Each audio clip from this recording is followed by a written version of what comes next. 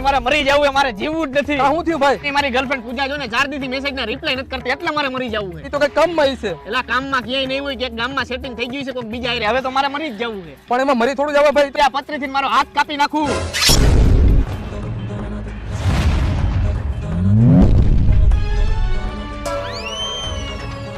ફટાફટ આવો ડોક્ટર સાહેબ.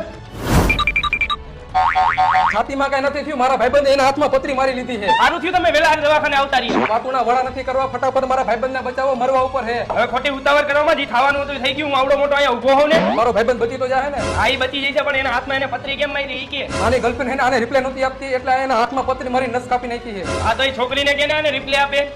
અરે ડોક્ટર સાહેબ, એ છોકરી ક્યાંથી રિપ્લાય આપે? કેમ કે એ છોકરીની ફેક આઈડી બનાવીને હું આની હારે વાત કરતો હતો અને એ આઈડી નો પાસવર્ડ મને ભૂલાઈ ગયો છે. કેટલાક છો આવા નવા? જે થઈ ગયું, ફટાફટ આને બચાવી લ્યો.